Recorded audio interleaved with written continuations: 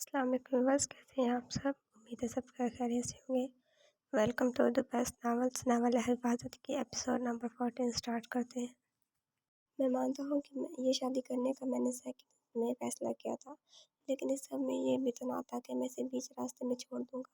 اس کی پیاس نے وہ سپنا دیکھا تھا جو میں نے دیکھا تھا، واقعی کیوں دھوکا کھا گیا تھا۔ میں واقعی سے پروٹیکٹ کرنا چاہتا تھا، حفاظت کرنا چاہتا تھا، کیونکہ آگے بہت خطرناک سلوک ہونے والا تھا اس کے ساتھ اگر میں یہ قدم نہ اٹھاتا۔ لیکن کس طرح دارم کو کنونس کروں؟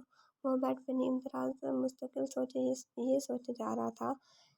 اس کا دماغ معاف ہو گیا تھا، نیند کی تھکان اس کے چہرے پہ تھی۔ کل بھی ساری رات وہ جاگتا رہا تھا اور آج بھی شاید وہ سونے کی پوزیشن میں نہ تھا۔ جب بھی ایام کمرے میں آئی تھی اور اس پہ ایک نظر ڈال کے اپنی سائڈ آ کے لیٹ گئی تھی۔ آج آپ سے آ کر اس نے ایام سے کوئی بات تک نہ کی تھی۔ مجھے اس رشتے کو نام دینا ہوگا، کب تک ہم ایسے ہی رہیں گے؟ آئی طارق نے کہا، کل مجھے میرے ڈیڈ بھی کہیں گے میں تو سب کی نظروں سے گر جاؤں گا۔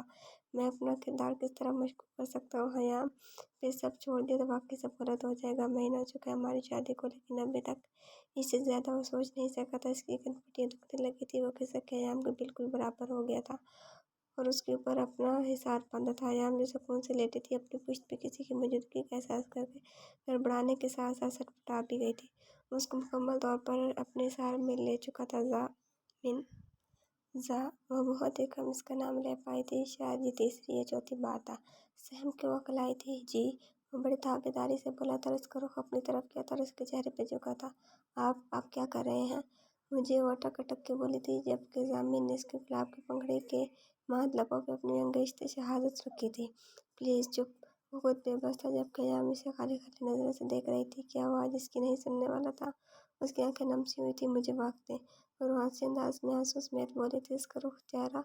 اس کا سرخ چہرہ اور بھی سرخ ہوا تھا۔ وقت کی پابندی کرنی چاہیے۔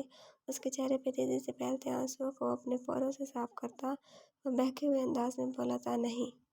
وہ چہرہ دوسری طرف کر کے شاید اسے چھپانے کی کوشش کر رہی تھی۔ ایام کے وجود میں سنسنی دوڑ گئی تھی۔ ہاں، اس کے کان قریب ہو کر وہ بولا تھا، آئی ایم ناٹ ریڈی، مجھے کچھ اچھا نہیں لگ رہا۔ وہ اب تیز آواز میں چیخنے کے انداز میں بولی تھی۔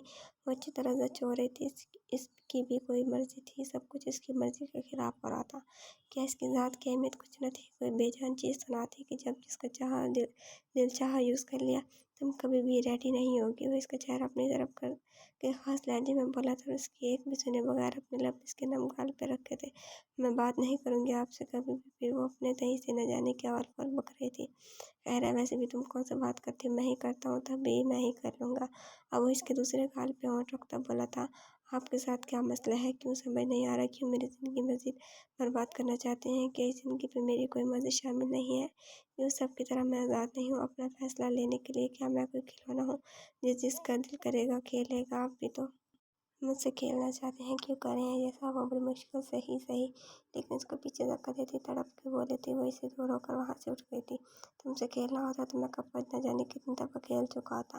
اس کی باتوں کو غور کرتا غصے سے بولا تھا۔ ایام کی باتوں نے اس کو میٹھے لمحے میں گھما دیا تھا۔ کیوں ایسا سوچ رہی ہے؟ تو کیوں کیا آپ نے مجھ سے شادی؟ کیسے آپ کسی کے ساتھ اس طرح اچانک شادی کر سکتے ہیں؟ اور پھر یہ سب التفات، مجھے یہ سب نہیں لگتا صحیح۔ آپ جب قریب آتے ہیں مجھے اچھا نہیں لگتا اور جب مجھ سے باتیں کرنے کی کوشش کرتے ہیں تب بھی اچھا نہیں لگتا۔ وہ دل میں پلتا شک زبان پہ لے آئی تھی، جبکہ ضامن اکا پکا رہ گیا تھا۔ اس کی بلائی، اس کی دی ہوئی سپورٹ کے ایام کے لیے محض کچھ نہ تھی۔ ایام بس۔ وہ بیڈ سے اٹھتا اس پہ دھاڑا تھا۔ اس کا موڈ یکدم بگڑا تھا۔ مجھ سے آپ نے شادی کی، میں بہت شکر گزار ہوں، لیکن نہ ہی آپ سے محبت کر سکتی ہوں۔ وہ گالوں میں پھسلتے آنسو صاف کرتی بولی تھی، مجھے تمہاری محبت بھیک میں نہیں چاہیے محترمہ۔ ضامن دنگ رہ گیا تھا۔ وہ کس قدر اس کا خیال کر رہا تھا اور وہ اس قدر دردناک جملوں سے اسے زخمی کرے گی۔ آپ نے مجھے اپنا نام دی ہے، کافی ہے، وہ سیدھی لہجے میں بولی تھی، جیسے اس طرح وہ اس کے ساتھ ایک مضبوط رشتے میں رہ سکتی تھی۔ ہاں ہاں ہاں، ضامن استہزائی ہنسا تھا۔ اس کی ہنسی میں بھی ایک تکلیف تھی۔ ایام نے چونک کر اسے دیکھا تھا۔ کس نے کب ہنسنے والی بات کی ہے جو وہ ہنسا ہے؟ میری مام تمہیں اس طرح ڈائریکٹ ڈیورس دلوا دیں گی؟ تم رہتی رہنا میرے نام کے ساتھ۔ پہلے میں اس رشتے کو وقت اور عزت دینا چاہتا تھا، لیکن اب تم نے تو مجھے میری نظروں میں ہی گرا دیا ہے۔ میں اس تعلق کو مضبوط کرنا چاہتا تھا تاکہ کوئی انگلی نہ اٹھا سکے، بٹ آپ اپنے خول میں رہیں کیونکہ مجھے تمہاری بالکل ضرورت نہیں ہے۔ اگر مجھے کھیلنا ہی ہوتا تو اس شہر میں بہت ऐसी बहुत सी जगह हैं जहाँ पैसे फेंक कर एक से नहीं बहुत सी के साथ खेला जा सकता था, लेकिन हराम हलाल का फ़र्क मुझे मालूम है। वो एक-एक लफ्ज़ को चबा के गुस्से की ज़्यादती से बोला था कि इस कदर हयाम के रवैये ने जो तकलीफ़ दी थी, वो बर्दाश्त कर गया था। मोबाइल, जैकेट और कीस लेकर वो कमरे से लंबे-लंबे टक करता बाहर निकल गया, जबकि हयाम की सुई डाइवोर्स पे अटक गई थी। उसे होश एकदम तब आया जब दरवाज़ा बंद होने की आवाज़ खटाक से आई थी। डाइवोर्स के लफ्ज़ पे उसकी आंखें मज़ीद भीगने लगी थीं। वो किस तरह आगे का फेस करेगी, इसे समझ नहीं आ रहा था, और पिज़्ज़ामिन की बातें इसके ज़हन से चिमट गई थीं। इसी अस्थना में इसका फ़ोन बज उठा था। रिंग बार-बार हो रही थी। रिंग की आवाज़ पे वो अपने ख्यालों से बाहर आई थी।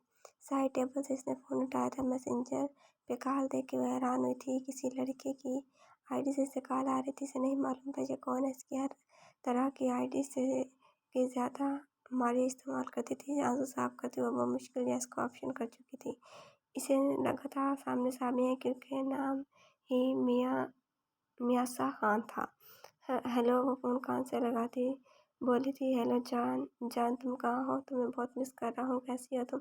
दूसरी तरफ से बहुत से सवाल किए गए थे। कौन?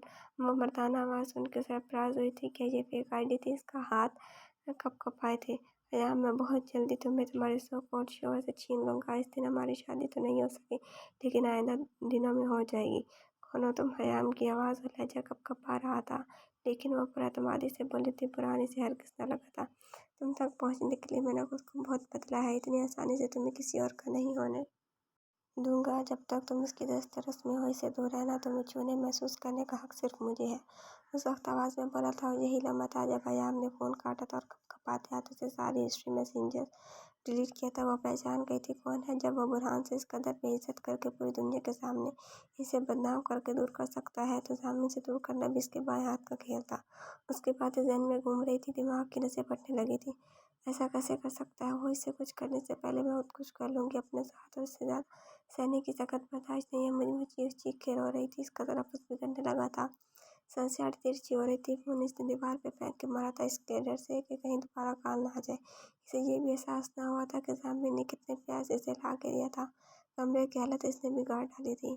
पोर्च में आने के बाद इसने पॉकेट चेक किया था, जहाँ इसे अपना वॉलेट नहीं मिला था। जल्दी जल्दी में वो अपना वॉलेट भूल चुका था। दोबारा उल्टे कदम मजबूरी के साथ वो कमरे की तरफ बढ़ा था, और हिजरत में वो कमरे में दाखिल हुआ था। दरवाज़ा इसने आहिस्तगी से खोला था, लेकिन सामने का मंजर देखने के बाद इसका मीटर मजीद घूम गया था। दिन भर का थका वो घर में आराम करने आता था, लेकिन अब वो तंग आ गया था, और हयाम की ज़रा देर पहले वाली बातों ने इसका दिमाग उल्टा कर रख दिया था। तेज़ी से कदम इसने सामने बढ़ाए थे। अभी कुछ देर पहले ही तो इसे यहाँ छोड़ के गया था, और अब ये सब। ये क्या कर रही हो तुम? लेकिन क्यों मेरी ज़िंदगी को अज़ाब बनाया हुआ है? जब इसने कमरे में नज़र दौड़ाई तो कमरे का नक्शा पूरी तरह बिगड़ चुका था। कोई चीज़ सही तरह अपनी जगह पे नहीं थी। इतनी जल्दी इसने ये सब कैसे किया था? जामिन को समझ न आया था। जल्दी से आगे बढ़कर इसने इसके हाथ से छुरी ली थी, जो इसे देख के अपना हाथ कमर पे ले जा चुकी थी। एकदम हड़बड़ा उठी। वो तो जा चुका था एकदम। मौत का फरिश्ता बन किस तरह यहाँ नाजिल हुआ था। छोड़ देकर कभी ज़िंदगी की तरह ज़िंदगी कह के जो बुलाता है।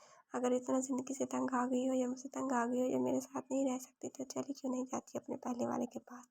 मेरी ज़िंदगी की अज़ाब बना के रखी हुई है। उसकी आवाज़ किसी धार से कम न थी कि अपनी जगह से उछल पड़ी। सफ़ेद कोट, बाल बिखरे हुए थे, चेहरा हर चीज़ से पाक था। वो बहुत अधूरी लग रही थी। यहाँ आ गई हूँ ज़िंदगी से तंग, क्यों पीछे पड़े हो मेरे?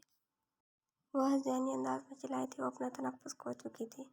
आपने खुद मुझे अपनी ज़िंदगी में शामिल किया है। मैंने अज़ाब नहीं बनाए। आपकी ज़िंदगी मेरे रास्ते में ना आया करे। वो ज़बरदस्ती से अपनी कलाई चढ़वाती तड़प के बोली थी। जामिन के हाथ की गिरफ्त इसमें इसकी नाजुक कलाई लाल हो चुकी थी। जिस्म का सारा खून जैसे हयाम के चेहरे पे निचोड़ कर आ गया था। तुम क्यों भूल जाती हो? तुम्हारा हर रास्ता जामिन अदील हमदानी तक आता है। अगर तुम्हें बार बार अपनी जान देने का शौक है, तो यह काम मैं खुद अंजाम दूंगा। अभी और इसी वक्त।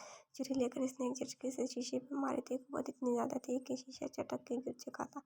वो घबराई थी। इसकी गुस्से से अच्छी तरह तो अब वाकिफ हो गई थी, लेकिन फिर भी कभी वो साइको बनने में देर नहीं लगाती थी। दूसरा, इसने हयाम की कलाई छोड़ के बेड पे इसे बेदर्दी से फेंका था, जैसे कोई चीज़। और तीसरा, अपनी जैकेट में से पिस्टल निकाल के इसे लोड करने में इसने सेकंड लगाया था। किसी को गोली से ज़मीन के अंदर पहुंचाना इसका रोज़ का काम था। Last good bye dear wife. ज़रा बेड की तरफ गिर सा गया था, उस पे झुका था। इसके माथे पे इद्दत भरे लब रखता हुआ धीरे से बोला था। अब भी वो इसे नज़र न बचा पाया था, और पिस्टल इसके माथे पे रखी थी, जहाँ कुछ देर पहले हयाम ने इसके होंठों का लफ्ज़ महसूस किया था। न न نہیں وہ ہونٹ اور پیروں سے ہاتھ رکھتے زور سے چلائی تھی، اس کی آنکھیں پھٹی رہ گئی تھیں، آنسو آنکھوں سے بھی نکل کے بہنے لگے تھے۔ جاری ہے تو ایگس کیسی لگی آپ کو ایپیسوڈ کمنٹس میں ضرور بتائیں۔ اگر آپ نے ابھی تک میرا چینل سبسکرائب نہیں کیا تو جلدی سے سبسکرائب کر کے بیل آئیکن کے بٹن کو دبا دیں تاکہ نئے آنے والے ناولس کی اپڈیٹ آپ کو ملتی رہے، اور لائک کمنٹ شیئر کرنا نہ بھولیں۔ انشاءاللہ جلدی ملاقات ہوگی نیو ایپیسوڈ کے ساتھ۔ اپنا خیال رکھیے گا۔ اللہ حافظ۔